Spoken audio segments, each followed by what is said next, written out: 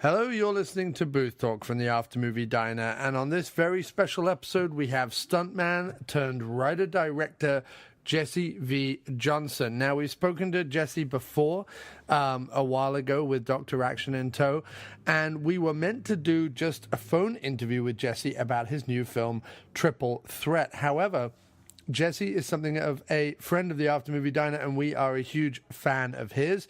And I was out in Los Angeles this last weekend, and as we picked up the phone to do our phone interview, Jesse said, "Oh, wait, you're in Los Angeles? Why don't you come down and join me at the pub this afternoon?" So two expat Brits who now decamped to America, both of whom ended up in Los Angeles this weekend, ended up sitting down in a pub, and I'm not kidding. How expat Brit Los Angeles is this? A pub called Ye Olde King's Head in Santa Monica in Los Angeles to talk all about Jesse's new film, Triple Threat, which for the first time ever puts on screen the martial arts prowess of the likes of Tony Jaa and Tiger Chen and Iko Uwais, Scott Adkins, Michael Jai White, and more. But also Jesse's career up until this point and into the future. It's a fantastic conversation, and it's one of those rare moments that happens when you've been running a website and doing a podcast this long, out of the blue, someone who you happen to know on social media whose films you admire greatly says, "Hey, why don't we hit up a pub in Santa Monica called Ye Olde King's Head?" And that's exactly what happened. So enjoy this conversation with Jesse V. Johnson, and then hightail it to the cinema in the US on March 19th when Triple Threat gets an exclusive one-night-only screening and then goes to selected cinemas after that. But there is a broad one-night-only screening of Jesse Johnson's Triple Threat, which I strongly urge everyone to see in the cinema. It is fantastic. The cinematography is fantastic. The story has twists and turns and character arcs and emotions and things that you don't expect from a sort of straight-to-video or straight-to selected cinemas action movie. And that's why we love Jesse. Jesse does it differently and produces something with a little more heart, a little more class, and a little more artistry. We get into all that and more on this episode of Booth Talk with director-writer Jesse V. Johnson.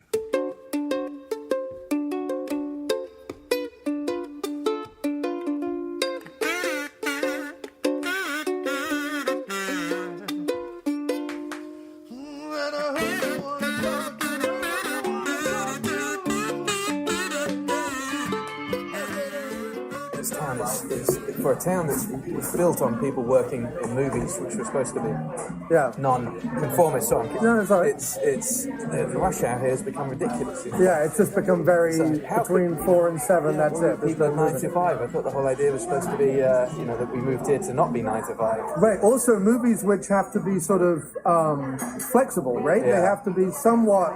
I used to love it. I'd be driving in, on the opposite direction to all of the people going to work, and you see these faces, and then you're just like, God, I'm so glad I'm not one of them. Yeah. I'm going the opposite direction. I've been working nights and blowing things up or doing fight scenes or something exciting, make believe, being paid to make believe.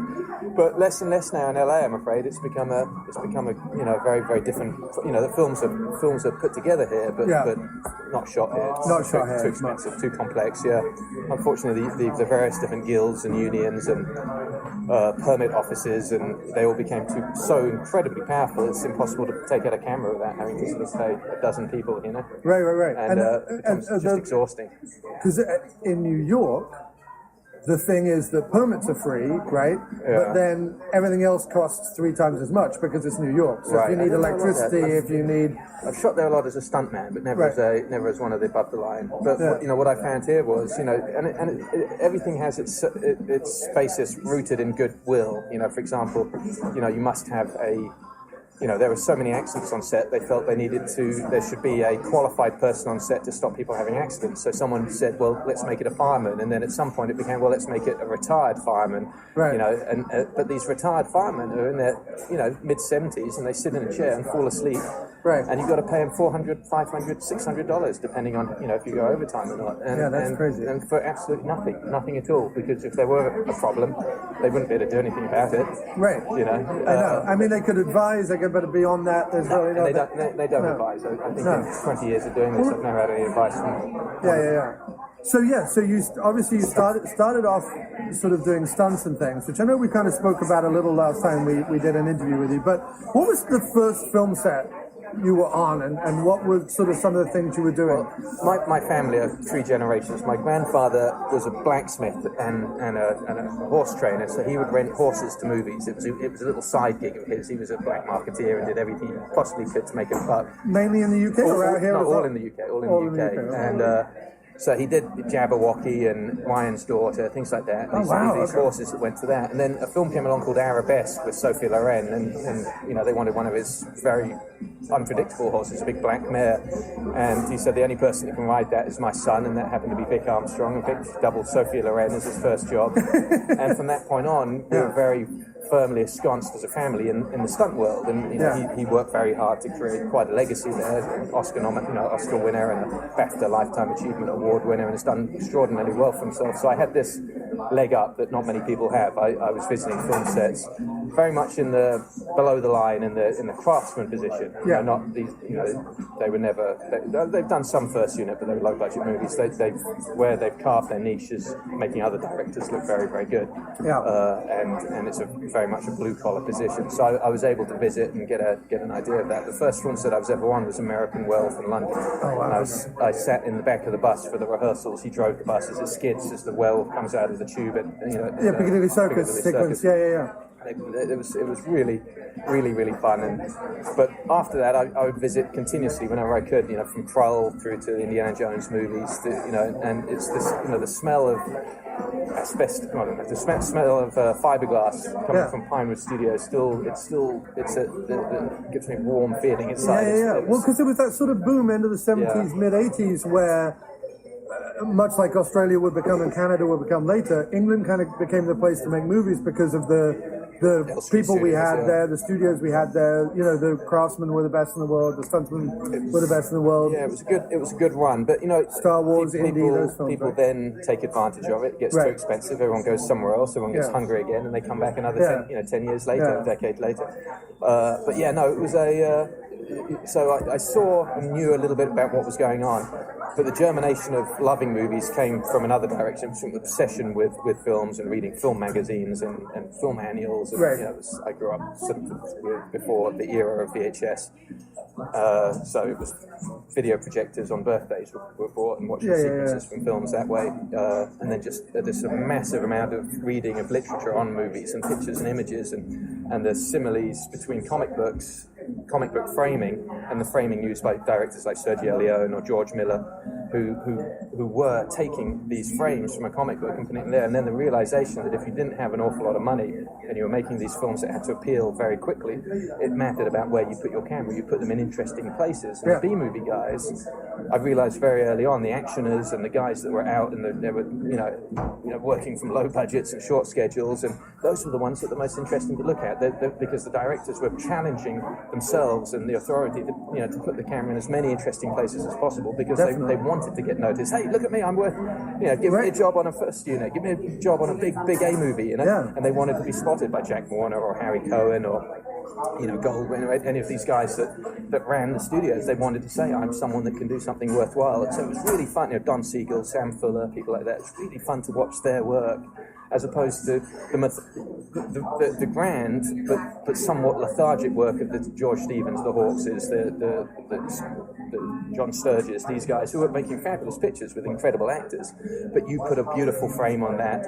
You are beholden to move the camera very gently and slowly and let the actors do it, because you've got the greatest actors in the world. Right. Whereas these other upstart directors were actually doing stuff that was more like 2000 AD or DC Comics, the way they would put a shot together, low angles, high angles, overheads, Hitchcock. And I really, really enjoyed it, and it was a deep passion. And when I did start working, I realized very quickly that it wasn't below the line that I wanted to be.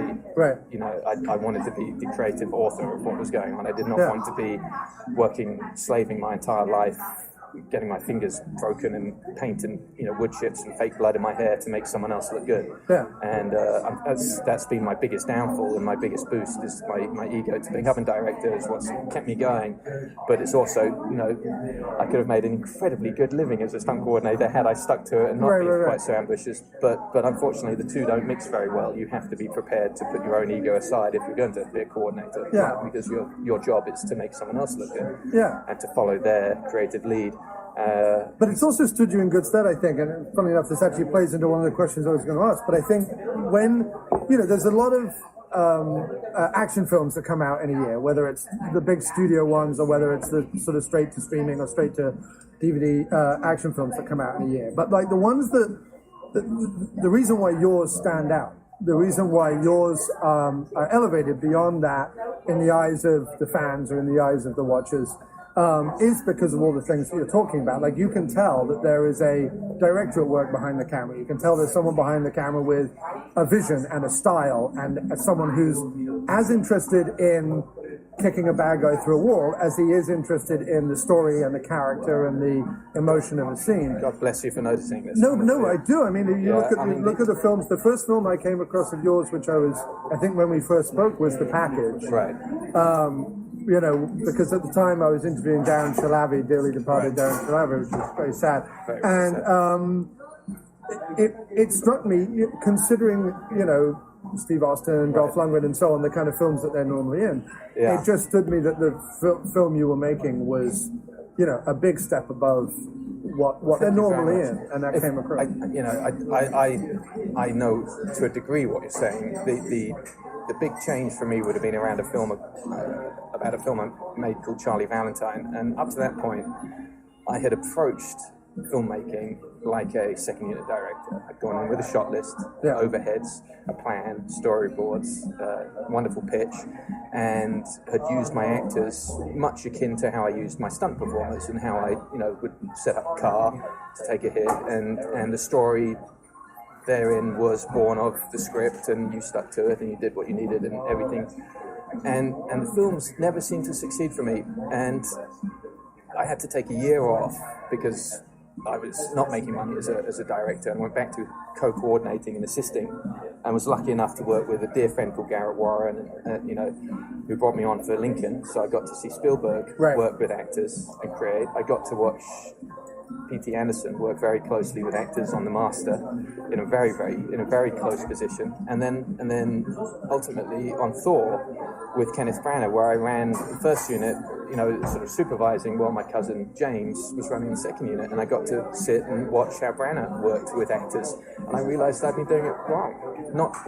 I hadn't been making a mistake. I had been doing it wrong. Okay. Absolutely wrong. It was a profound realization, and the actors are not tools to be moved around. The actors are what guide the story. The actors are the eyes of the storyteller sitting across the fire telling you that story 10,000 years ago. He's the one, or she is the one, that draws the audience in, and at that point the action serves that story, not the other way around. And it was this strange realization in so many ways. That year and a half off that I took after was a profound bonus to me, because I came out of that absolutely loving actors and realizing, oh my God, it was like, fuck, give me, and at that point I had to get another film going. From that point on, it became about having a plan, having a shot list, doing the storyboards if I need them too. Certainly for action sequences, you have to have storyboards because people's lives are at risk. But when you're working with a scene that's narrative, you have your plan, but you go in and you see what the actors are going to do. You talk to them and you listen. More importantly, you listen and you listen and you hear, because if you've prepared this film correctly, you've talked about the characters ahead of time, they know what they're going to do, and they probably know it better than you do. And if you've hired the right guys, what comes from that process is believable. Yeah. And you listen and it sounds truthful. And the moment you have truth in a story, the action seems 10 times as good, because the audience is invested, because they've invested throughout the dialogue sequence, the scene where they needed to believe whether they were actually watching real people or cutouts. Yeah. And it was this profound realization. So that pictures like The Package and Charlie Valentine that came after that, I felt benefited from that sort of epiphany that I had, and it's no different with working with Scott. Scott's enormously involved in the story and the process and the acting and the character, and if we get that part right, the action just looks so much better. Right, and it feels it's interesting because, like you say, throughout your early directing career, if you look at something like IMDb, there's sort of a movie, I think, once every 3 years, or once every 2 or 3 years, and then recently, in the last 2 or 3 years, you've done 2 or 3 movies, and you've got 5 movies in the pipe, and so on, and a lot of them feature Scott. And it's interesting because when you get a director-actor combo that's really working, and that's really allowing both you to evolve as a director, and I think definitely Scott to evolve as an actor. Wait till you see Avengement. He's brilliant in that. Cannot wait. Yeah. We're going to be going some to try and better that. Anyway, I interrupted you. No. I just mean, it's everything we want. Like, we want to watch as many as you guys can make, but at the same time, like, how did that develop? And it sounded like, from talking to Scott as well, that he was also ready to not just stretch his action ability, but also stretch his acting ability. Like, he was hungry for that in the way that you were hungry to create more. Listen, as we get older, we look at ourselves very clearly. Scott's in his 40s. I'm 47. I've passed that point of being a young man. I'm now a man. By any stretch of the imagination, I'm no longer a young man. And you must realize what you are. And I'm a blue-collar, lower-class guy that with an 8th grade education who worked very, very hard to get where I am. Scott's very similar to that. His dad is a butcher, and he's come from this very working-class background. And we look at this work in a very, very similar way. We look at it like a couple of craftsmen. Now, if you take cabinet making, you can have an IKEA cabinet, which anyone can put together themselves, or you have a Chippendale cabinet, which takes an apprenticeship and a learning process, and maybe 20 years in, you're finally making something which can be called a Chippendale. And they're classed as works of arts and national, heritage sort of items which last for 700, 800 years. So there's a craftsman. There is nothing shameful about being a craftsman. We don't count it. I don't think of myself as an artist, and I don't think he does either. We are just trying to become the best possible craftsman we can. And by working together, we have found that we motivate each other. If he slacks off, I'm not afraid to say, although I choose my words quite carefully, of course, because he's quite an interesting fellow. But he's not afraid to say when he feels I'm slacking off, and this is what makes a good combo. We also, it's not in a negative way or a destructive or a problematic way, but you're keeping each other on your toes, and if he feels that I have chosen probably the more difficult route, he'll make me explain it, he'll make me picture but there and then on set as to why I've chosen to do it that way. And if he agrees with me at the end of it, we go for it, and if he doesn't, then we'll argue until we do and we get it sorted out. And it's all the way up to filming it, and this is really good if you can get it to work right, and you enjoy the person's company as well. Because they push you to do better than you normally do, and I'd like to think that I do the same for him. It's he would have to verify that. I can't be so bold as to presume it, but you get out there and it's hard work doing this. It's not something that's instantly obtainable. You're continuously faced with decision-making process throughout the day as you're filming, and that doesn't go away once the film is finished. It's, maybe you have to shoot more footage, through the editorial, through the sound effects, through the music. It's a barrage of questions, and if you have a good partnership, you have a good group of people around you, you bounce ideas of, I'm going to blow smoke up your ass. They don't want to compliment you because they want a job in your next movie. Right. You know, they are telling you the truth. Then your films are gonna reflect that, and they're gonna look better. You know. Yeah. And we've done that since Savage Dog. You know, we fought like cats and dogs since Savage Dog until about midweek through the third week, when we're like sort of second week, when we realised this is actually going to probably be okay. With it's you're doing okay and you're doing okay, and it's like and then we suddenly found there was some kind of a rhythm that worked even better on Accident Man, and through when I was offered Triple Threat, I worked very very hard to get Scott out to play the bad guy because he was perfect. I thought he was he's overlooked national treasure at this point. Oh, definitely. That makes no sense because the two places he's least popular are the UK and the US. It makes no sense whatsoever. He's like a walking god in certain parts of Asia and the Middle East and Eastern Europe, and yet you can walk down the street unrecognized in London or right. LA. And I think that's ridiculous, but that's the way the business is now. The huge markets of kids that used to watch these action movies now play video games. And so whereas in these other countries they're still obsessed with them. And unless you're a grown-up kid like I am and you keep watching them, but I mean, what it is, the way I kind of got into it, it's funny. I grew up definitely watching action movies like everyone did, Indiana Jones, James Bond, Lethal Weapon, all that kind of stuff.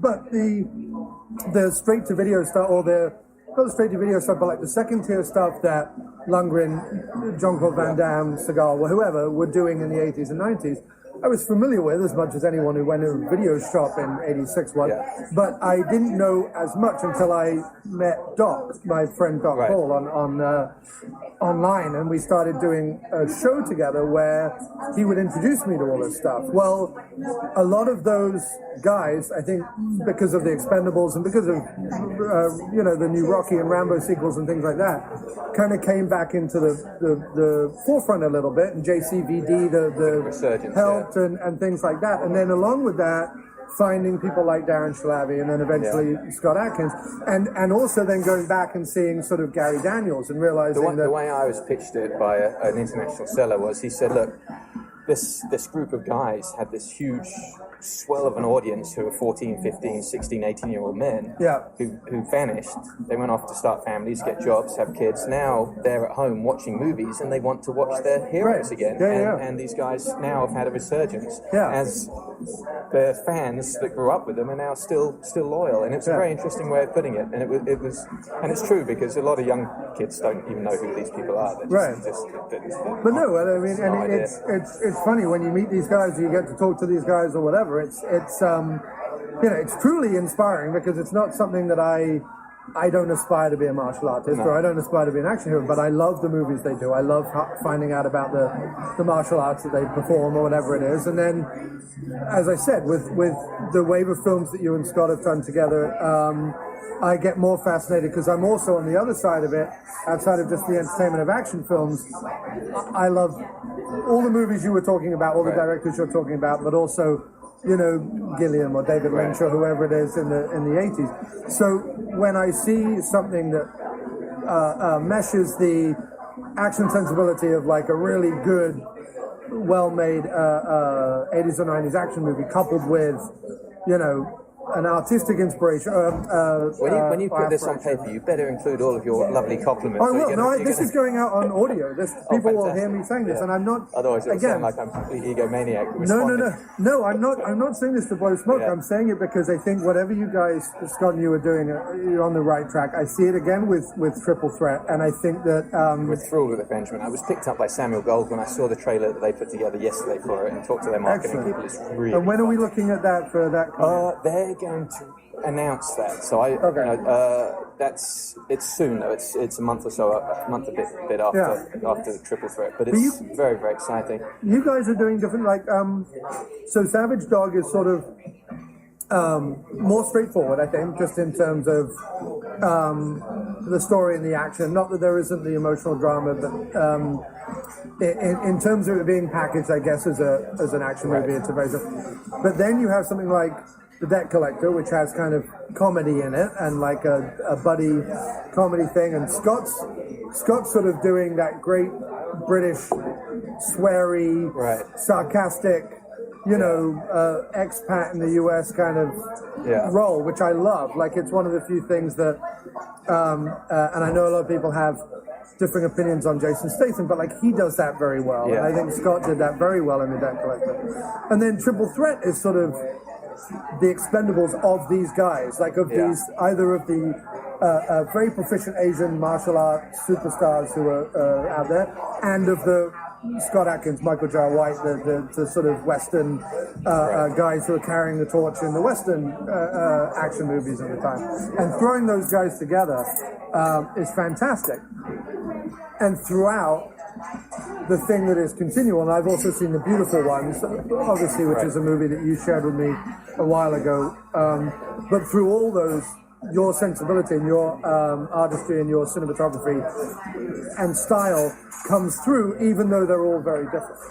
Thank you very much. Appreciate that. Yeah. It really does. We're trying, I mean, the key is not to repeat yourself, but we're working within a genre, so that becomes an enormous challenge each time. Right. You're trying to come up with a reason for two men to hit themselves in the face. I mean, I don't know about you, but I don't hit anyone in the face. No. Out of anger.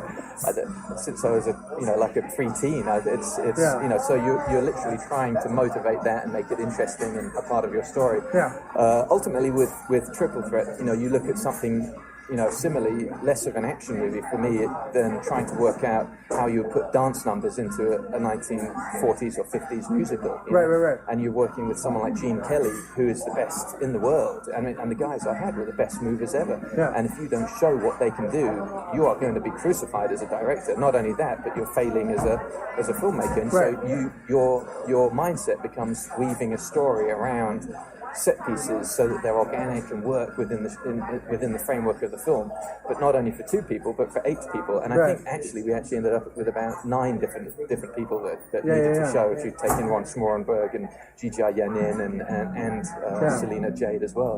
And so it was an enormous challenge, but you know, I think we pulled it off. You definitely did. I loved it. It works out pretty well. It's fantastic. The third act is rather good. Very good. And it's weird because the last 2 or 3 years of going to theaters and watching movies most weeks for the show, or just in general being a movie fan, I've kind of gone, I don't know, like I don't know what's going on, but the beginning of 2019 starts and I've seen 3 or 4 movies back to back, of which Triple Threat was one, and I'm like, oh, okay, great, we're back in the cycle where stuff's coming better and better. I like that. The tricky thing was for me, they bought an idea that had Tony Jaa, Iko Uwais and Tiger Chen. Because it was a project beforehand with Tiger, right? That was what I got, and we're sat down and a lot of names are being thrown around to play the bad guys, and you're like, that's good, he's good, I'd like to work with him, he's pretty cool. But the truth of the matter is, I was going into a film that had a very accelerated pre-production. It's, a very, very short shooting length, and I'm shooting in Bangkok, Thailand. Now, I've worked in Bangkok before. There's great things you can do, and the crews are fantastic, but there's a speed at which things happen in that kind of climate. It's not super quick. Right. So you need to make sure that you're going with the right plan.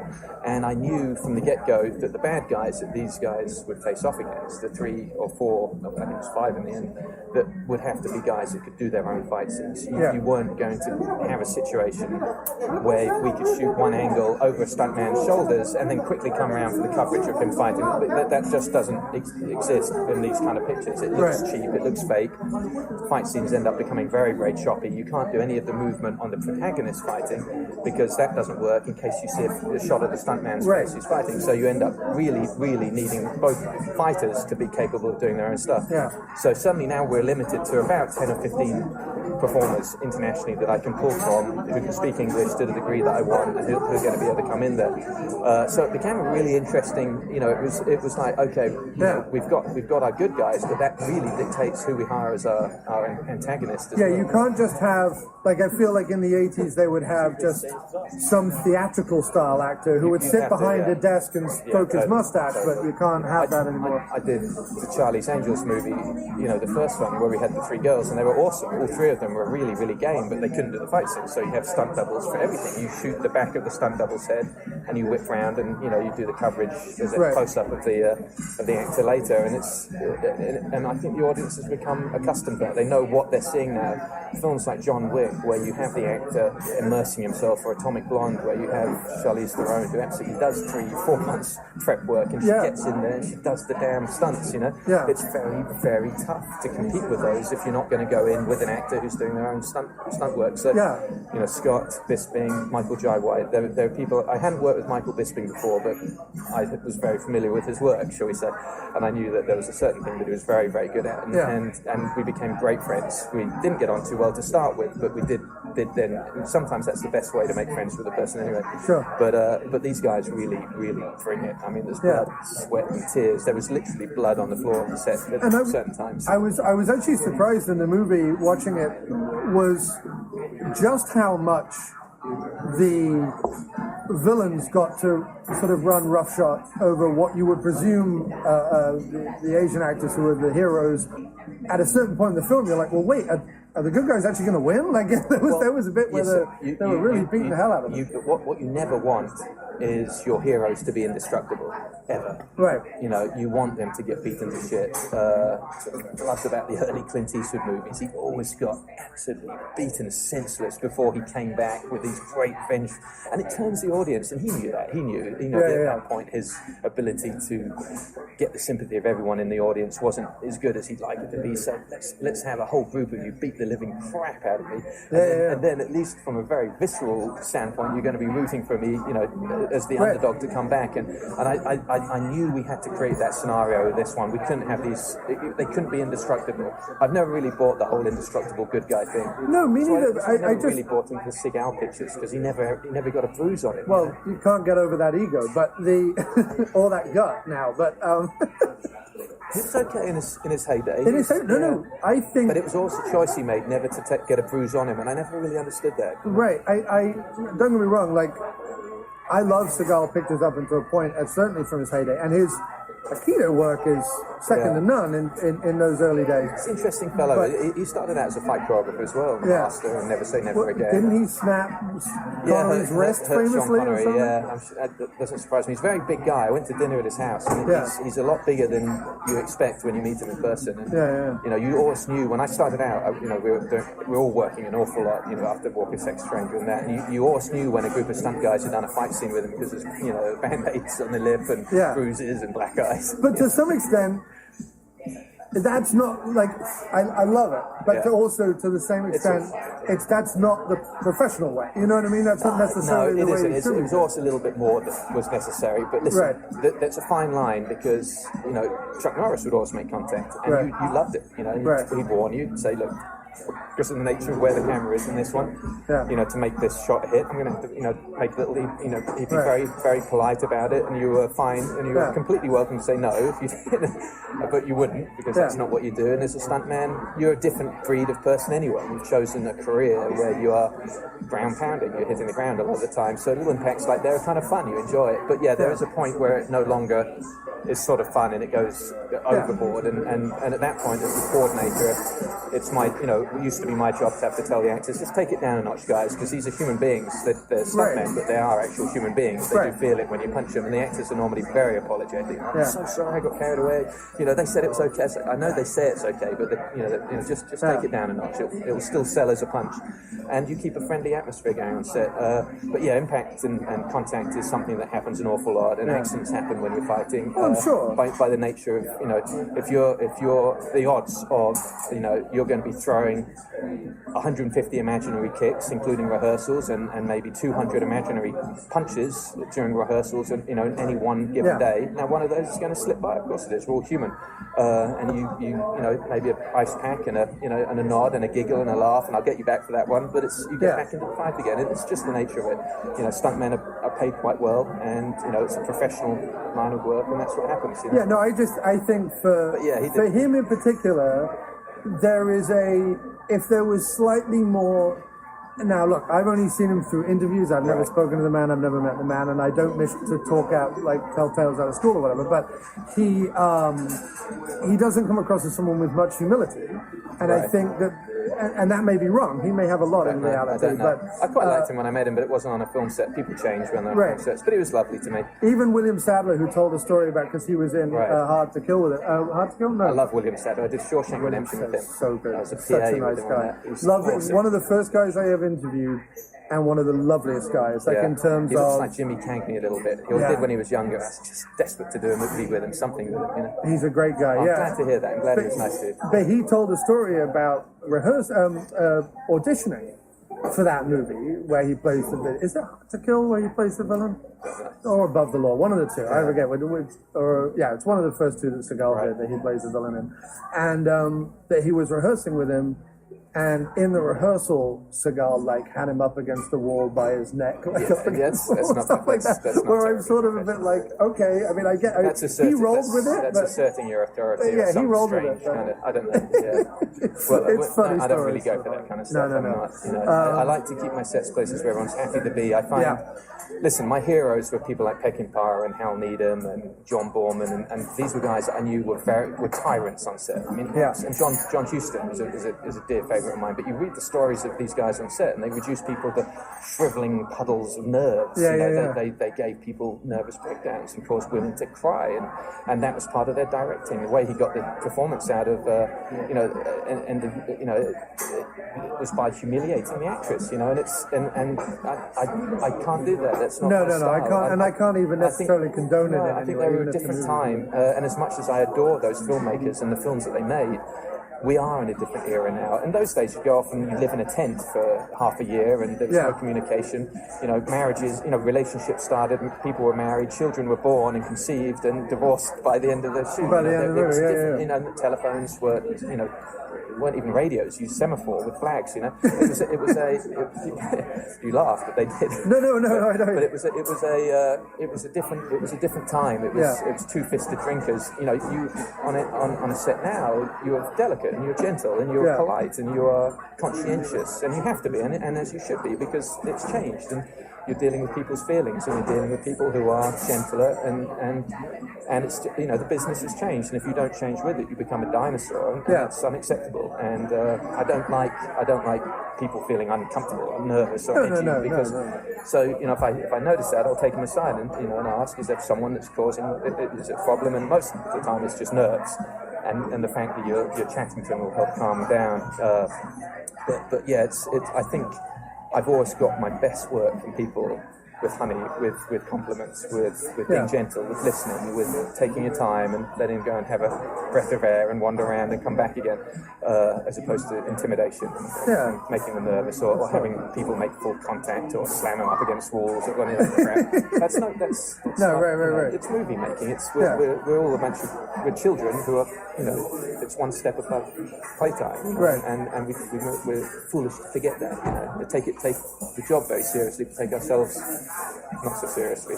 So how does going back to Triple Threat and Iko Uwais? But Iko, for me, was a revelation. He's an incredible actor, and he was quite amusing because all the others were like, I was a stuntman before I became an actor. I did stunts, and Iko said, I never did stunts. I was an actor. And he was only joking. I mean, he's very, very soulful, and early on in the production, he missed a rehearsal period, and the email went out to everyone. Iko wouldn't be able to make his rehearsal day because it's Ramadan, and I realised you're dealing with a very spiritual, very just a really interesting character. He's not like the rest of us. He's a practicing Muslim, very, very orthodox to that, and follows it, and is proud of it. Is not ashamed of it, and is very proud of his national heritage, but has this incredible depth to him, and it's something in his eyes. So I ended up, writing an awful lot more into the character. The whole jungle sequence where it happened to be his wife that was there. This all came, from meeting him, from meeting him, and the scene where he swears on the bracelet to go after him. I wrote that the night before we shot it, knowing that it would be cool just to really, really explain more about this character, because I realised of all of the actors, he had the ability to show this, to display this soulfulness and make it work, and I thought that was really, really important. As to the actual the actual choreography, I was surprised by how good he was, and he's very, very good. He's also a choreographer as well. He's working, he did the Michael Bay, not Michael Bay, the Mile 22 picture, Peter Berg film, which was his choreography, and his team out there doing it. So he's very, very aware of that. But he's actually a phenomenal actor, a really, really good actor. So that was the most exciting thing for me. Yeah. Triple Threat was very, very, very much a personal film of vendettas, and it pulls in what I was saying earlier, that I feel like however you pick the script or however they come to you, it's always obvious that the story is important, that the story is what is driving it, that the characters are what driving it, that the emotion is what driving it. And it has to be. It's that whole thing about the guy across the fireplace telling you, that story and involving you in it. And you think about the flickering fire. That's why we like looking at the movie theatre screen. It has that same flicker to it. It's as if someone's sitting there telling us a story. That's why it almost feels organic to sit and listen. And a story is not a selection of fights. This guy hated that guy. It can be. It's not a very substantial story. It's rather superficial. You're going to walk out of the theatre and go, "That was cool. What's up next?" I feel especially with something like Triple Threat, because there's lots of stories within the stories because you have so many characters. You're not talking down to anyone either, and you're not worrying about how is this dialogue heavy scene going to play around the world, or you're not worrying about those things that we see in other movies where they're like, well, don't put too much talking in because it's got to play in China where they might not understand, or whatever it is. What I tried to mimic on this is something that I've learned working with so many international crews, is that people just kind of find a way to get along, of course, even when they speak different languages, and I wanted to mimic that as much as possible. So I said to Celina and Tiger came to me and said, we've got a really funny scene for the scene where we steal this police car, but it works better in Chinese. Do you mind if we do it in Chinese? I'm like, fuck no, do it in Chinese, that's awesome, but you're going to have to tell me where the punchlines are, and I'll make sure I cut it, and one of you's going to have to be in the edit room, but fuck yeah, let's do it in Chinese. And they did this scene, and they were both really enthusiastic about it. They were giggling like crazy. All the translators who are Chinese were giggling like crazy behind the camera. So I knew we had, something must have been working somewhere. Yeah. And we put it in the can. It took them. I should have probably had them let them do the whole movie, because it took a third of the time to get the scene done. And then when I saw it with subtitles, I laughed so hard. I realised it's probably my favourite funny moment. It's a great picture. And I take great relish in taking full credit for it now. Which I have nothing to do with. But it's really fun. And so I tried to encourage this kind of thing. Tony Jaa spoke in Thai when he needed to. Iko speaks in Indonesian when he needs to, and suddenly you now have a film where the characters, that they're able to make it their own because they understand a little bit about their character, the plot. So when they do have a scene where they have to speak English, and it's definitely a second or third language for some of these cats, it somehow breathes a little bit more, makes a little more sense, because they're literally trying to make themselves known to you, not trying to pretend to be from Los Angeles, but someone trying to exist. And I know lots of guys that hang out. When I was first in stunts, I was hanging out with two Chinese guys who didn't speak any English. I didn't speak any Chinese, but we had this mutual bond going. We were hustling, trying to get movies together, and they were, and it was good. It worked out, probably for 6 months, So it does work. You do have these, and that's what I was trying to go for with it, as opposed to this fakery and No, and it's good because it means that you're not saying, well, this is for an action audience, so therefore it has to be spoon-fed. I'll tell you a secret thing. This can be for anybody. Exactly. They did try and dub it, and we watched the dub and we were like, please take this off. Please take it off. It's the wrong thing to do. It's not right. These guys are totally fine in their normal voices. Yeah. And thank God it got by. The Blu-ray of some of those, whether it's the older Jackie Chan ones or whether it's the newer ones like The Raid of the Protector or whatever, when you watch the dubs, you're just like, no, I can't. I just can't do it. Even though they're action movies and it doesn't necessarily always matter in the same way, but the original language, the way they're acting, it's so much more confident, it's so much more fantastic. It makes me so happy that you say that. Yeah, it's great. Even if no one else does? Yes, so it's coming out theatrically for, what is it, a couple of days or a week, or? It is coming out on the 19th for one night, which is they're calling it a fan roadshow special. And it's going to be 150 to 200 theatres. And then on the 22nd, it goes to 20 theatres, and it's playing for, I think, a week engagement. Right. And obviously if for any reason it picks in any of those 150, 200, if they're smart, they'll keep it playing. I mean, theatre owners are very savvy customers. If they have more than half a house, that they're going to keep going. It's very, it's such a tricky time now to try and get people into movies. Yeah, it's funny because I mean, obviously, I'm living in New York, based in New York most of the time, and in New York, obviously, there's a large amount of art theatres, second-run theatres, cult theatres, whatever it is, whether it's the IFC or whether it's the Alamo Brooklyn or whatever. There's plenty of venues for those. Even Cinema Village will play I don't know, John Cusack movie, like a straight-to-video John Cusack movie, they'll play it for a week, or a Jean-Claude Van Damme movie will come in for a week or whatever it is. And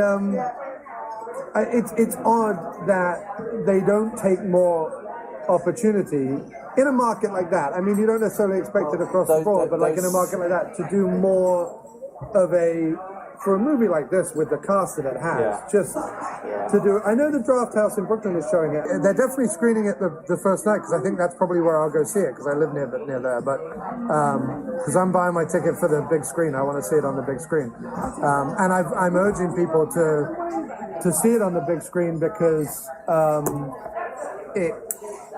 it's not just the action sequences or the performances, but the cinematography in your films demands it. This one, John did a phenomenal job. We worked really, really hard on this one. It was a twofold sort of challenge. The first was using the anamorphic in a way that would show what world-class athletes doing what they do best. I mean, these are not actors who are good at martial arts. These are martial artists at the very top of their game. I mean, beyond Olympic level athleticism. You're looking at something you don't get the chance to see, in very, very few instances. And you're seeing it nine different performers in this one doing what they do, and they are fucking incredible. And how do we do that and make it look good? So we chose anamorphic.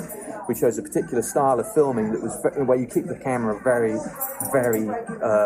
And is it digital or is it on film when you make these?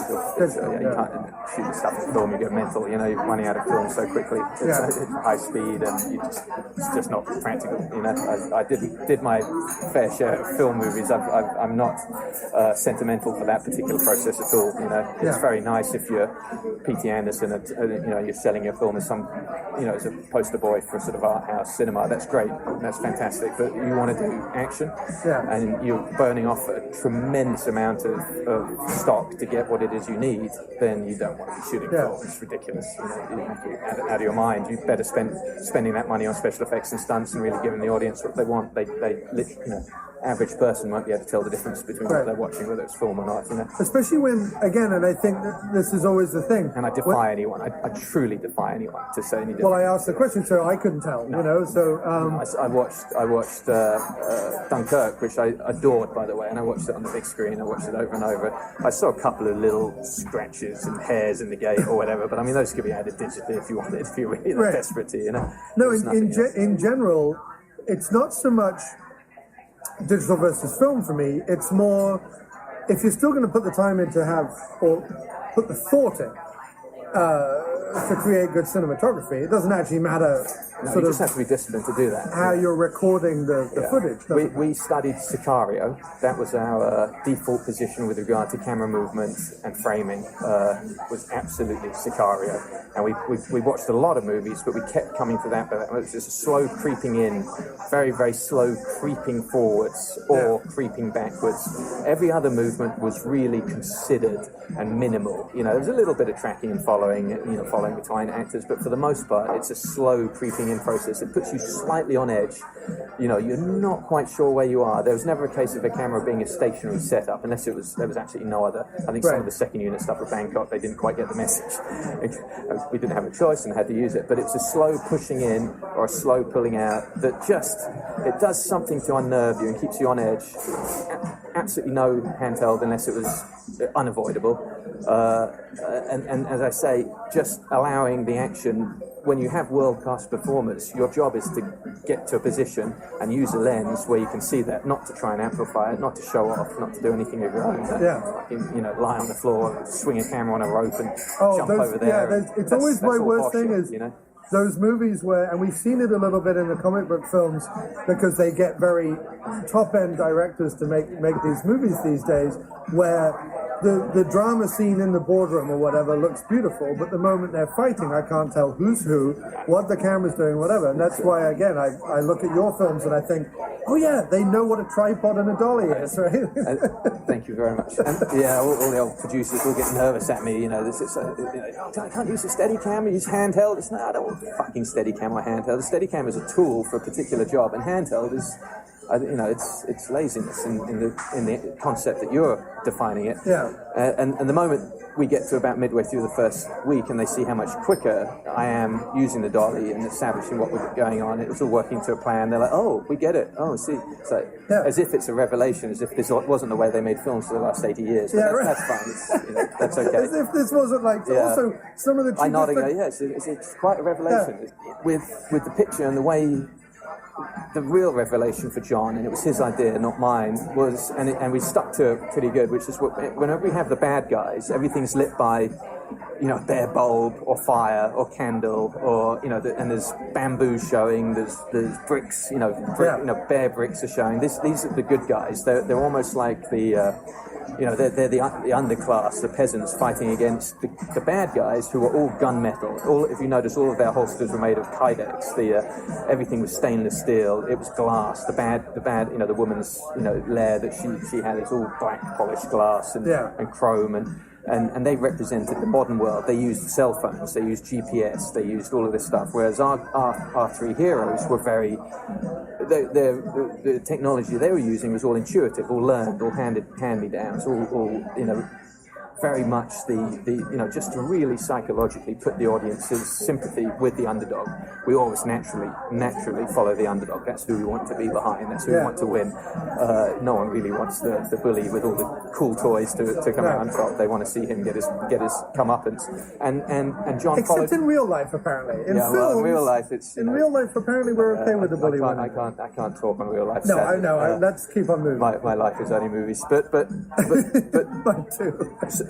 Aren't we sad? But that sort of motif managed to follow through all the way through to the final showdown, which was lit by fire, and it should have given the plot away because you know who's going to win at that point. Right. Although the fight with Iko we lit with moonlight, just because you're not quite sure which way that's going to go, And so it was a really exciting when we'd sit down and say, okay, Jon, how are we going to do this one? What's an interesting way of shooting this? Lighting this one. He'd say, oh, I thought we'd do this one with fire burning. I'm like, really? You're out of your mind, This is going to be one of the biggest fights in martial arts, movie genre, certainly history. No, it's not big movies, but for people who care about this kind of films, definitely, this is going to be quite a special one. You want to fucking light it with fire? Are you out of your gourd? And he's like, no, we'll make it work. They'll be able to see what's going on. Even when I pitched it to Tony and Iko, and they're like, you want to light with fire? What about all of our techniques? You're not going to see it. It's going to be hidden in the shadows. I said, just trust Jon. He's good. He's good.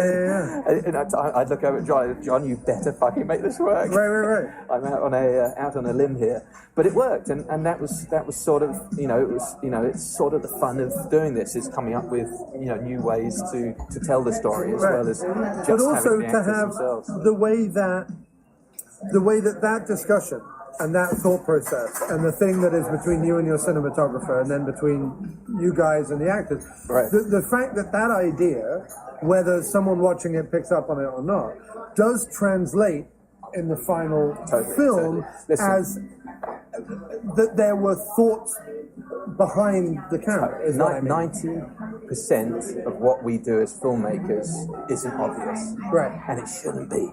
It absolutely shouldn't be. It should be. I love it when I read these reviews. Through no thanks to the director, I actually ended up feeling sympathy for this character because of his performance. You go, but that's a validation of my work. That means, he felt sympathy for the character. The fact he's blaming me for not feeling much sympathy, or he thinks it came from another source. source means I've done my job. It's the sympathy for the actor was the end result, not showing off that I'm a good director. That's I'm beyond that. I don't need to do that. I don't want to do it. These are vehicles for these actors. My input should be as invisible as possible. I'm very much of the Hawks, Howard Hawks school of thought on that one. I don't want to do flash, camera angles that people go, oh, this is, or these ridiculous single takes, which are purely masturbatory devices for the director to gain recognition, Although, having said that, I do love that Goodfellas single shot. It's pretty bloody awesome. And actually, Brian De Palma did some fantastic ones as well, but they are, for me to do it as a B director would be, that's not what we're trying to do. What we're trying to do here is make films that really, really work on an entertainment level and people take away, But you're doing it, I think, in a way where there's ideas behind it and where there's creativity behind it, not in a way where if all the ideas behind a film is just what looks the coolest, that's not translating any kind of human emotion, and it can be, unfortunately, there was a rash of those movies sort of towards the end of the 90s, early 2000s, where it was simply just about, like, how do we just make things look cool? Lots of people slow motion walking away from explosions or whatever it is, which once it's been done a few times, you're like, well, anyone, as long as you can blow something up and a guy can walk forward, you can do it. But if you, like you're saying, you're sat there, you've had some serious conversations with the cinematographer, you've had some serious conversations with the actors, you know why you're doing a thing. It's to heighten a story, it's to influence the emotion, it's to whatever. That will translate in a way more than just being like, oh, isn't it cool? We got these guys fighting each other, I think there has to be a thought process behind these things. It can be the wrong one or the right one, but I think there has to be a thought process. There has to be something going on. And you start that process by talking, by questioning. And that's at the point you do something that starts to get interesting. There's all the interesting stories. The Howard Hawks 1931 version of Scarface, there was a challenge that Hawks laid out to the crew members. He said, X at the moment is when a film gets an X, it's a really negative thing. It's a bad thing. What I want to do is try and hide X's in the set, in the props, in the wardrobe, and any way you can. If you watch that movie with a view to that, you'll see where they've hidden the letter X in various different scenes, shots, newspapers, beer bottles, everything through the movie to peripherally cause you to feel something's not quite right with the film. There's not an awful lot of stuff going on here. It can be as blatant as that, where it's just visual cues that you're coming up with, or you lay a task out to the audience and so to the crew on that particular day, and you say, I've come to a bit of an impasse, guys. I'm creatively burned out today. I really, really am desperately trying to work out how to make this set look better. What can we do? And you throw it to the whole team, and whether it's and you have moments like that. Not every day, because that's a bit lame and people get a bit tired of that, but every once in a while you throw it out to people in the cast and you'd be amazed at the different ideas you have coming back at you. And it's that, as I say, it's that thought process, that causes you to look at a shot. Okay, we've got the lead actor walking at 72 frames and a fireball going off behind him. Unfortunately, as you mentioned, that was very cool when it first happened. It's become a cliche that's been mimicked by everything from Anchorman to the worst kind of Simpsons episode. So what are we going to do? I've got to have the actor coming this way and the bomb going off behind him. How can we do it slightly differently? How can we add and you talk to people and you come up with it. You try and sort of work it in a way that is different. Even if it's the 11th hour that way. Well, I forget what movie it was, but there's that. I was watching that great documentary, Not Quite Hollywood, about the Australian filmmaking the 70s. Stuff, There is a great thing in that where a car is meant to be driving away and the building behind the car is meant to blow up. Right. But the guy set the detonation off before the cameraman was pointing the right direction. So you see the light of the explosion in the windscreen of the car, and the camera's panning around, so you do eventually see the explosion. But the fact that you see the explosion in the reflection before you see it. Everyone's like, "Oh my God, what a great artistic shot!" But actually, it was just that I love that. Yeah, they came up with a different way of doing it.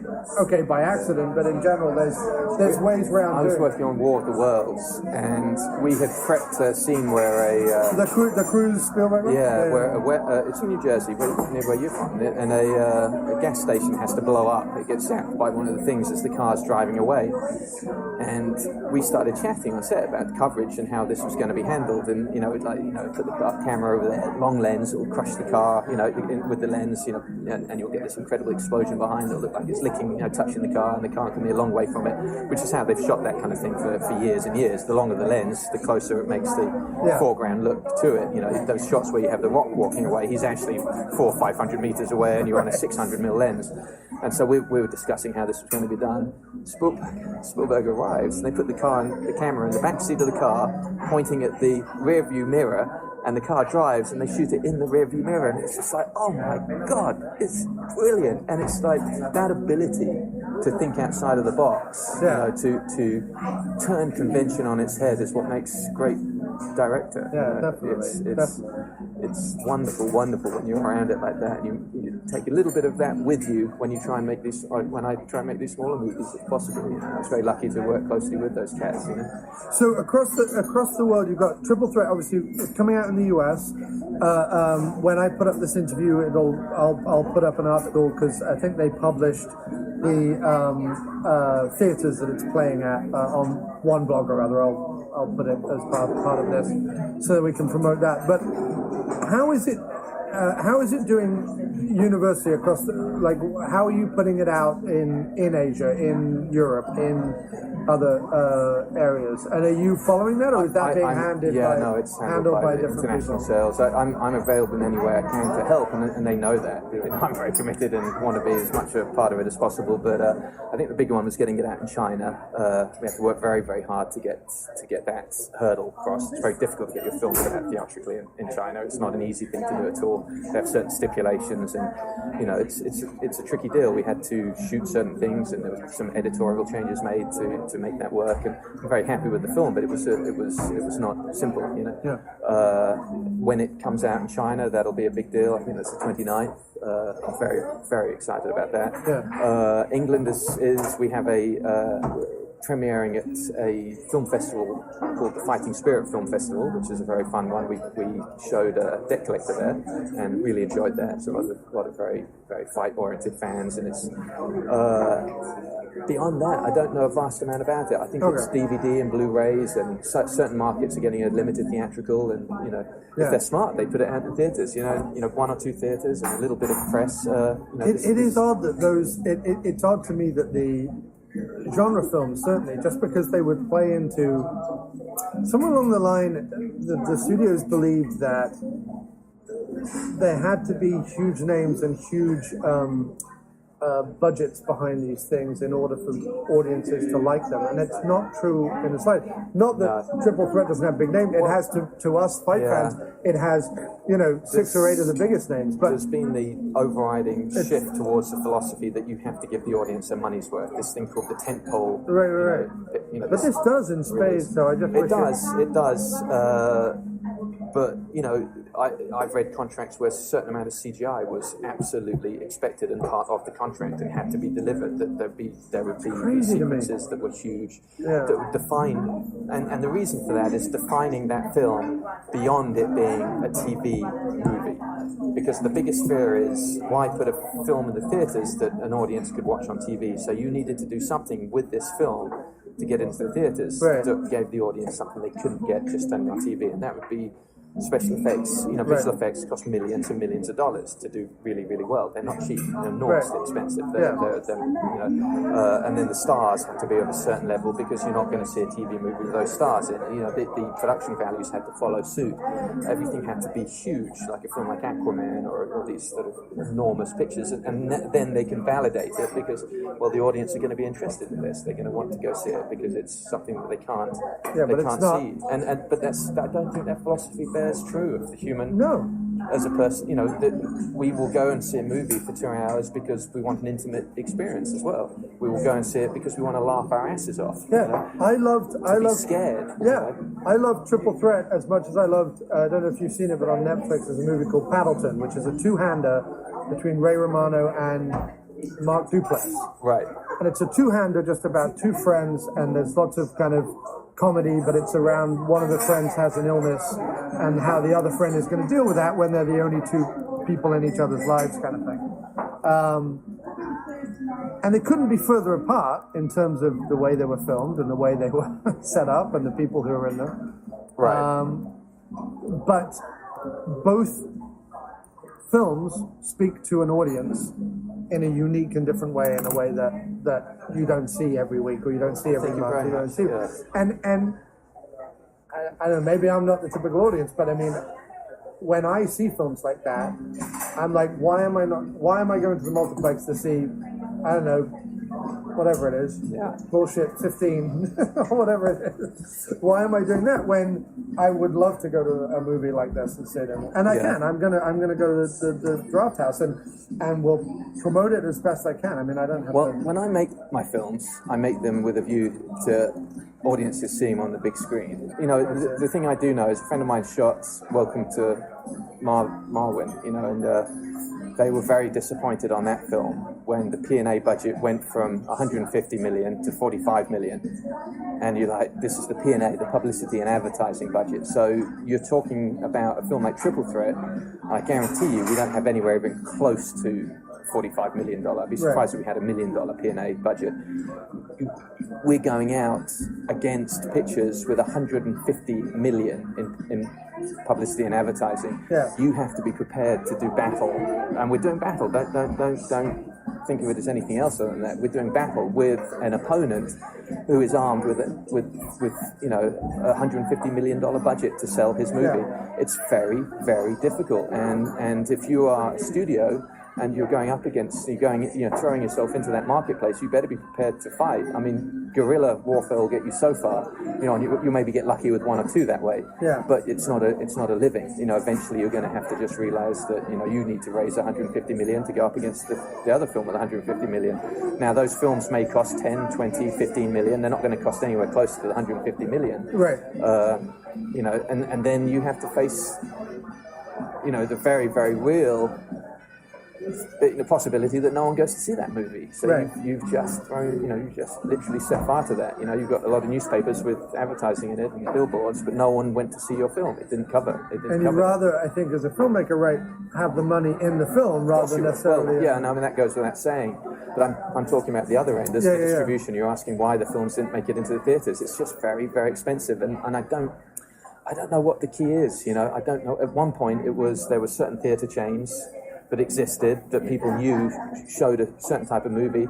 I mean, follow something like Alamo Drafthouse, and if you wanted to change this, then we would you talk to a smaller theater chain. You say, we need you to show these kind of movies, and you get people that were loyal to that theater chain. Maybe I don't know if it works that way. It's difficult. Yeah, I mean, at least America has like the Landmark and the Alamo, which are the two big kind of indie houses. As much, I mean, they show big movies as well, but. You know, whereas if you look at something like the UK, in London you have something like the Cousin, and even they can't necessarily keep the lights on, and that seems to me like scary. It's very, very, very tricky. It's we live in an era where information is so readily available. You can download movies instantly on your cell phone. Yeah. Trying to get people off their asses and into a theatre is very difficult. At one point, you know, the movie theatre, you know, was the only way you could see movies. You know, you had bad black and white television, you know, or you had books, or you went to the movie theatre, and it was, you know, films made incomprehensible amounts of money, and everyone went and saw them, and it was what you did of an evening, you know, certainly at the weekends or at the end of the week.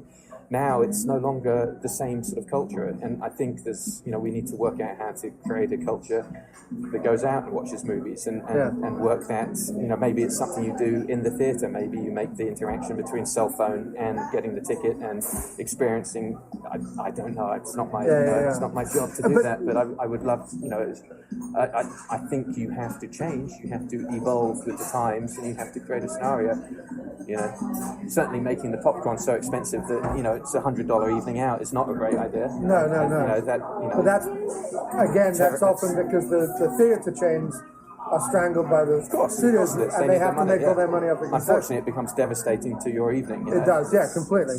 So with you, especially if you've got a large family. Right.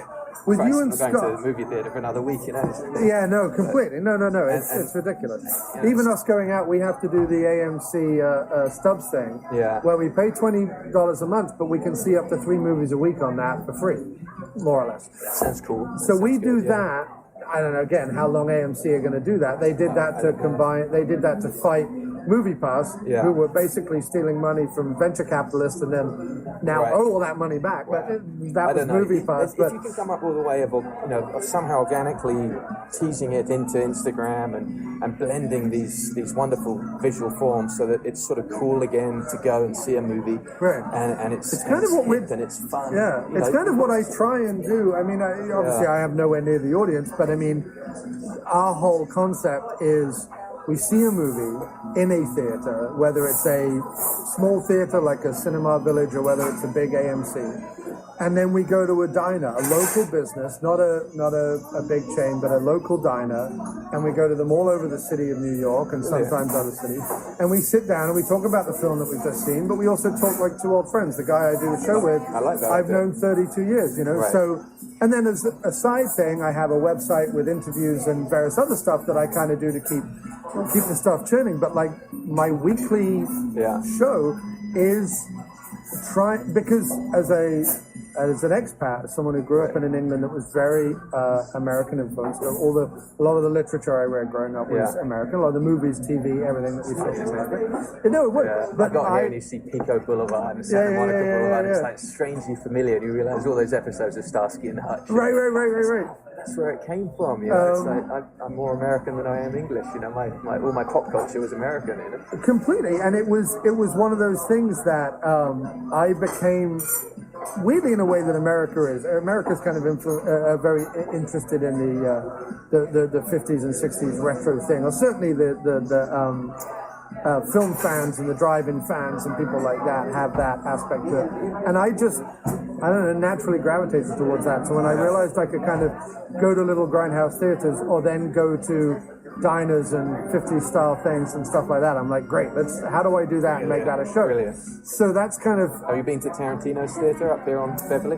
So I haven't been out to LA this is probably my first time back in LA in about 8 years, 9 years, something like that. I used to actually live out in Vegas, believe it or not, when I first moved here, and would come to LA a lot. I've never been to the New Beverly. I obviously know all about it. I've read Patton Oswalt's book where he talks extensively about getting a film experience there. Was going to go this weekend while I'm here, but there aren't many films screening there this weekend that I'm particularly excited about jumping in. I was going to go there or the Rialto in Pasadena. That was one of the Beach Blanket Bingo and Cliff Richard and Funicello and stuff. Weirdly enough, the last time I was out in LA, I went to the New Art, which is a landmark, and I went and saw a Bruce Campbell movie that he'd made in his backyard. Fun, Every once in a while, they have 3 or 4. It's like, oh my god, I've got to see them. I've seen a bunch there. I do like it. They're showing One Flew Over the Cuckoo's Nest, and like. It's a great movie and everything, but I don't know that that's why I want to go to the New Beverly to see One Flew Over the Cuckoo's Nest. I would go see it just to say that I've been to New Beverly, but I would rather they show. A film like that is good to take someone who hasn't. A film like that is good to take someone who's not experienced it before on the big screen. And what I find now is with my daughters is experienced pictures by vicariously sitting with them and listening to them enjoy this picture for the first time. They're just at an age where they can, and it's a really fun thing to do. It is. No, the retro houses. Barry Lyndon or Lawrence of Arabia, and you see it through a second set of eyes suddenly because these comments, and it's like, you're right. I never noticed. I've seen the bloody film 25 times, so I've never actually noticed that that Lawrence handed the revolver over or kept it or was crying when he said that. And it's very fun to see a film a second time that way. So I would recommend that. Oh no, definitely, and whether it's the classics or whether it's like. I think growing up in the video rental era, being able to then, now where I'm living in New York, go to a retro house and see one of those video, whatever it is, I don't know, Brain Dead or something, on the big screen. It's brilliant, isn't it? Right, because I wasn't of age when I was watching them at home, but I wasn't of age to go to the theater when they were out. So I had watched being able to see that Sanjuro and Yojimbo, the two Kurosawa pictures were my favourite. I had DVDs, VHSs, and then DVDs, and watched them over and over and wore them out. Loved them. I adore those two particular films. I think I love the spaghetti westerns for reasons, Christopher Dollars, but going back and seeing that and the way that staccato almost sounds like English ska music is used for the soundtrack, and the way Mifune plays it, with the shrugging of the shoulders. And I saw them over here at the Aero Theatre just recently on the big screen for the first time, and it was an absolute revelation. Yeah. I sat on the edge of my seat with my mouth open through 2 hours of the movie and couldn't relax because it was such an awe-inspiringly different experience. Yeah. Well, people forget that the benefit of film over stage acting is that you can catch the little moments. You can catch all the stuff that De Niro does or whoever on their eyes or their thing. Yeah. Now, if you're watching ADD, so when I'm playing these movies, I'm writing on the phone or right. It's terrible. So when I get in the theatre, I'm forced to turn everything off and you just sit and watch the movie. What else are you going to do? Yeah, it's fantastic. Great. And that's how people should watch Triple Threat for sure. Definitely. That was how we designed it, but also Avengement when that comes out. That's the first film we actually shot with anamorphic lenses. Up to that point, we've shot in the anamorphic ratio, the 2:5 ratio, but we've used regular either 35mm retro lenses, older ones that we've converted the camera, in this case the Alexa, to use. But we actually used the compression system, with Avengement, and it's very, very interesting because it's a stage-bound film for 50% of it. It's in a pub. And the big challenge we talked about, John and I, was how do we keep this interesting? So we watched pictures like 12 Angry Men, the Sidney Lumet one, where the whole film is one room. Yeah. And the way they did that was with gradually making the lenses tighter and tighter, so this feeling of claustrophobia crept onto you. And we tried to mimic that sort of feeling with Avengement. So I'm very interested to see what people think of it. Yeah, sometimes you can apply too much cerebral sort of thought to these things. It just goes straight over people's heads, and they're not even, well, what about the punch? Yeah. No, I think it does translate. So with these movies, whether it's Triple Threat, Avengement, or the ones that you've got in the pipeline with Scott and other actors, what is the if they continue to allow you to make more movies? Yeah. Is that great enough, or is the dream a real let's get this on 2,000 screens and let's bring this genre back? My managers have actually forbidden me from doing any more lower budget films. Now that doesn't mean I won't do any, but from this point forwards, all of the films that are in development, there's 4 or 5 at the moment that are in active development, different producers, different production companies, are all of a significant size. They're all of either two of them are proper size, sort of actual smaller studio pictures, and the other 3 are what you would probably call mid-range indies, which are much bigger range indies than I've been involved in. Right. Even though they're called mid-range indies, but they have an A- or A- list actor in the lead role, and then the action and story is built up around that character in a format that's just, it's not a vehicle, but it's certainly their movie. And with a view to going out on a much larger scale, theatrically. Great. So the trajectory now is that's 100%. That's the next big step. It was supposed to be sooner, but I went back and did Avengement. It was a script that kicked me in the balls. I read the script and I knew when I finished it. Actually, up to reading the script, I had formulated how I was going to turn the script down politely. And then I read the script, and I swore out loud when I turned the last page, because it was like, God damn it, I've got to do this. Yeah. If anyone else directs this, I will be so furious, that I turned it down. And I know that, I know if I turn it down, someone else will do it anyway, because, these films, it was greenlit, it was ready to go. So there's a nice list of about 15 guys after me that are all clamoring to direct. So I knew I had to do it, and I did it, and it was hard work because it was a lot less than I had up to that point money-wise. But every once in a while your thought process has to go beyond just money, and that it has to also reach to good storytelling, good characters, working with actors that you really like, and going somewhere you really enjoy being. Yeah. So the films that you've done, as I said, like I think since 2015, the workload has been a lot more frequent, a lot more rapid. It'll slow down a little bit now. And but the films that you've done up until that point, or up until this point rather, have got noticed then to some extent that it is pushing you then into the next level and pushing you up to the next tier. Yeah, thankfully. So that's got to be someone's noticed. That's got to be gratifying. Yeah, I mean the budgets are getting bigger. I mean it's less that people are throwing money at me, but more that we're coming back with a slightly different scenario. Let's take the money that we would have made the whole movie with and offer that to an actor. Right. Take that actor being attached to our script and then go and raise money based upon him being attached to the script now. Right. So it was and now because I'm 2-3 movies into some of these production companies and sellers, they are in a position where they'll trust me. Yeah. With that sort of a decision. I say, okay, if we think you can do this. Just the trouble is it takes longer to germinate these movies. Right. Picture with Scott, I call him up and say, you want to do this? And then he says, I like it, I want to make a few notes, and I go, let's make the notes, and then we take the scripts out, and within a month or two we're filming, Yeah. But the budgets were what they are, and I love them and I love working with them, but it's very, very challenging, I've got one daughter at private school and one at film school, so it's, there's certain decisions, ex-wife, there are certain decisions that have to be made and contemplated and thought over a little more carefully, so. But it's good that people are seeing, I guess, and this is cynical, but I mean, seeing beyond the genre and seeing the work that you're doing. I don't know if that's the case. Or are they asking you to just do bigger budget genre stuff? They're wanting to make more money from me, and I'm under no,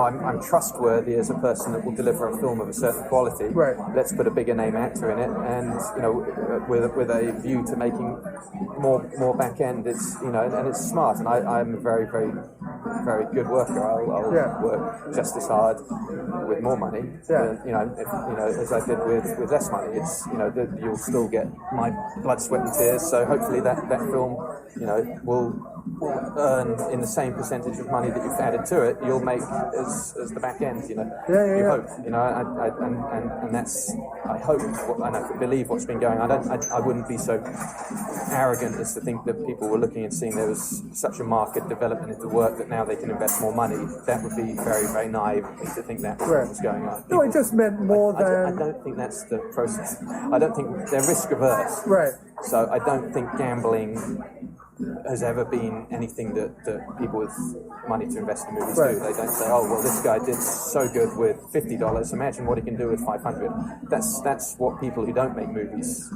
think. People who make movies will say, well, if he's good at making $50 movies, let's leave him making $50 movies. Wonder what he can do with $25.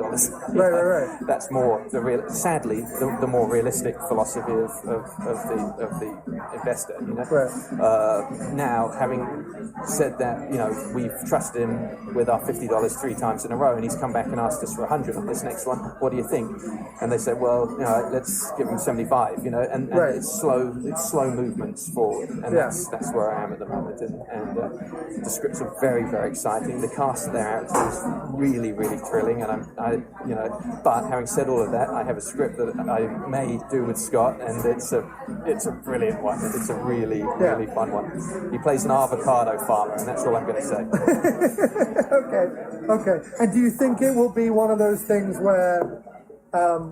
And again, just to, I don't know your opinion on it, but like I absolutely love him, but like a lot of people have opinions about Jason Statham. But for the fact that in his career, for example, he would do 2 or 3 big Hollywood movies and then would come back to London and do like Blitz or whatever, like a smaller movie. Do you think that you will do like 3 bigger movies and then another one with Scott, or do you think it'll just be you want to kind of an upward trajectory at this point? I don't want to sound precious or cute, but I'm not very good with money.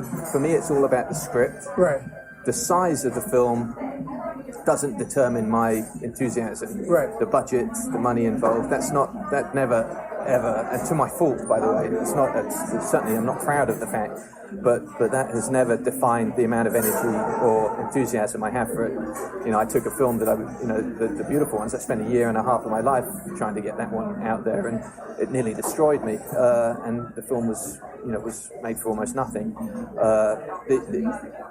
The movies themselves require all of your heart and soul and passion and every ounce of your fibre to make them good. They're very, very difficult. You have to be there from inception all the way through to final delivery, because any mistake made along that way can wreck all the hard work put in. And you're not a proper director if you don't hang around till the very end and watch and supervise the ADR.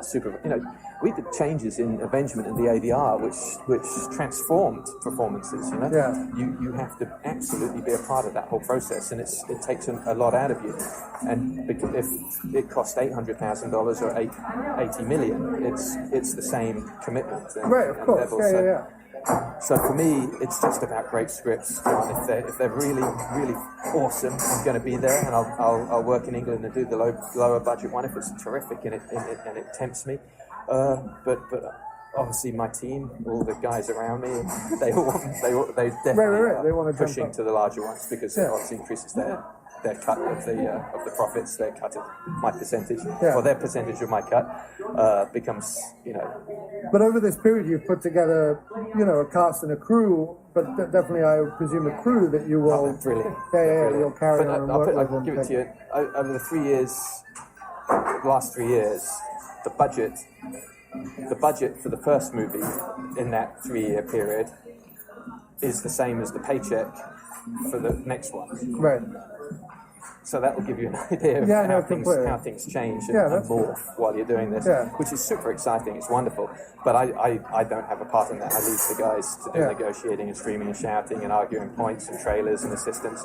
I really don't, and it's a shameful thing to say, but I really don't care too much about any of that. I to this day don't like a director's chair. I prefer to sit on a wooden box. They call it the Apple box, because it's more convenient. You can knock it on your side and get low, and the monitor can be low. I don't really like video assist an awful lot. I think it distances you from the actors. I think you need to be listening to your actors, and you need to be watching them, and they're supporting them. They need to see what your reaction is at the end of the take. You don't want to be in they call it this video village. It's the most pathetic excuse for laziness. It's where these crew members they position themselves in these chairs 40 feet away from the camera and sort of, I don't really know what they do all day. They play on their telephones and watch this stuff, but it's not filmmaking. If you want to be a part of that filmmaking process, you get where you can hear the actors, you can see them, and they can see you, more importantly, and you react with them, and you understand what's going on. Even, you're there. You have to be a part of it, and that's directing. So the budget doesn't matter. It doesn't play. It's the camera may be better, but I always fight to get the very best camera and the best lenses. And to the right audiences, it shouldn't matter. No, the camera itself, by the way, doesn't matter too much either. That's something the DP chooses. What really matters are the lenses. But as you get better at this, you find yourself using less and less of the diversity of those. You're sticking with the 40 or the 50, maybe a long lens for 1 or 2 shots, but basically you tend to it minimizes down to less and less lens choice, and it's very, very interesting. All those kind of things you thought were flash and important early on in the career suddenly become less so important than just being in touch with the actors, hearing and listening for truthfulness and for the lie, for the dishonesty, because that's what you're there for. But it's also as you learn what you learn as you grow up, right? If you're a teenager, a lot of it is showing off, right? But then as you become an adult, it's more about who am I and how am I just truthful to the world, and not in an arrogant way and not in a pretentious way, but how am I myself in a comfortable way, where I care what other people think, but I don't care to the point where I'm necessarily going to change who I am for it. You know what I mean? Philosopher, very. Sorry? You're a philosopher. So. No, but I just think that the movies similar play like that, right? For my part, you're sitting and you'll hear the actor and he'll learn his lines the night before or that morning, depending, or a month before, depending on which actor you're working with, and you're listening, and you'll hear a word, you'll hear a turn of phrase, you'll hear a line, and you suddenly realise he doesn't or she doesn't really understand what it is they're saying. And he'll ask, you have a quick conversation, you realise they've no clue and they're just literally saying the dialogue, or they've got it, you know, they're confused as to what it is they're answering, and you make a change, you pluck a word out, or you haven't dropped the line, you know, or they now realise they're saying it as sarcastic, or you know, something as obvious as that, or a little more subtle, and that's your job, and that has become more my job. It's more the refinement of that. You know, the people around you, the shot list is taken care of. You know, the sweeping camera moves, all that kind of stuff. And John and I have had a chat about that. But that's not that creativity happened the night before. That's the shot list. Or months before, you know, in many cases. It's very small things. It's delicate. It's like flying a fighter plane. You're not swinging that joystick anywhere, you know. You're moving it in micro movements, you know, and that's when you know. So that's my education in filmmaking at this point. It's become very much about just tiny little changes all the way along. So if you've done your prep work correctly, you know, it's hard to write people to be around you. Yeah, there's that beautiful interview with Tarantino or Terry Gilliam, where you know, he approached him at Sundance before he directed Reservoir Dogs, and he said to Terry Gilliam, "How do you do this? How do you spread yourself and are able to do all of this stuff and make these films with such incredible kind of production design and artwork and wardrobe and costumes?" And Gilliam just said, "I don't do it. I hire the right people around me and I make sure I have the very best possible." You know, and it holds true. That's filmmaking. You know? It's the revelation that. That if everyone knows their job, if everyone is doing their job well, if they've been hired, the correct person is hired for the job, and everyone knows them and they're doing their job well. Not that the director's job is easy, but that the director doesn't necessarily need to be like pushing and nudging everything, right? They can actually be doing what they need to be doing and organizing it and orchestrating the flow of it, because everyone else knows what they're doing. You know, everyone else is on their game and on their ball. And you hear it. I hear it a lot when you hear interviews with directors, or you hear read books or whatever it is. The first few movies, could you stand there? Could you say it this way? Especially if they've written the scripts. Like you hear people who have written the scripts who want a certain cadence or want a certain line read. And they'll, could you stand there? Could you move there? Could you say it this way? No, this is a sarcastic joke. No, wait, could you?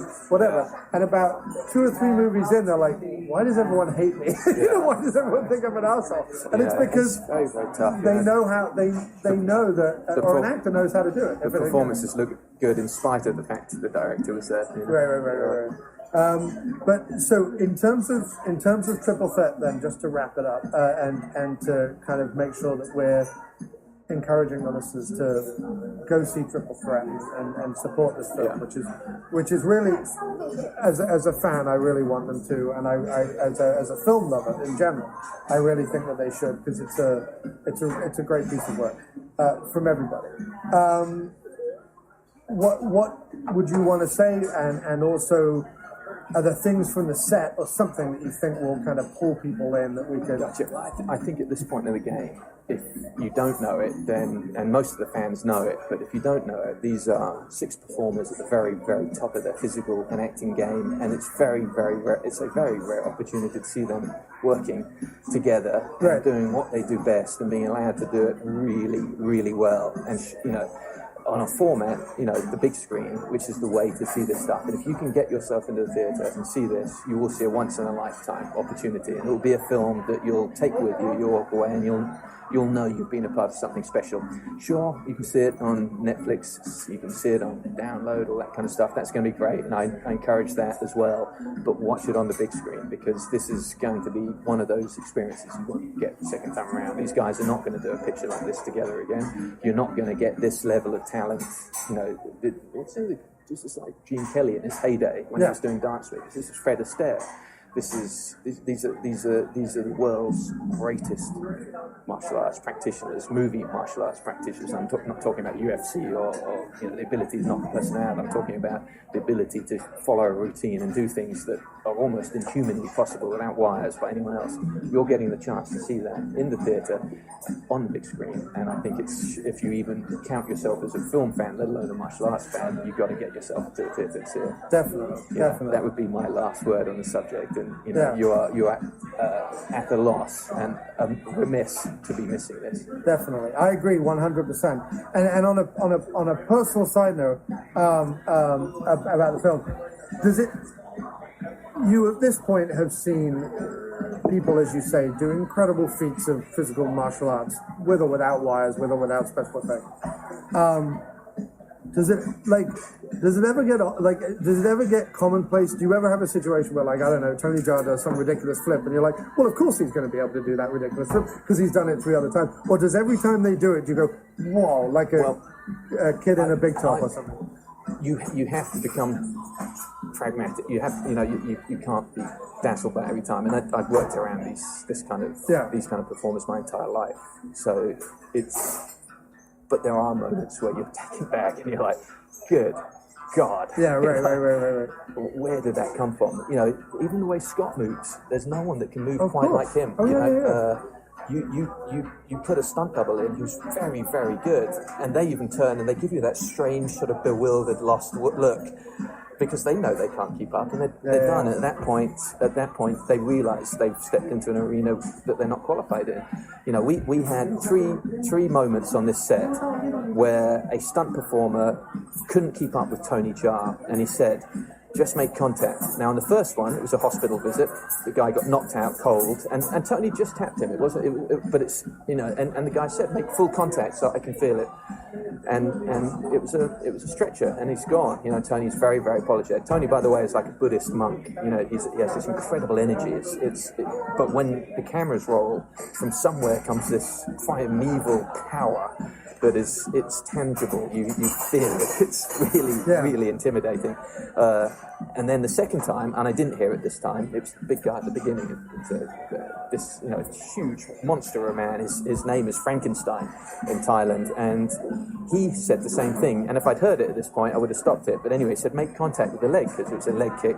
And it was about 11 a.m. So we had another day's worth of filming. We've got a crane for the day, which is a huge expense. Yeah. And we've been filming for about an hour at this point.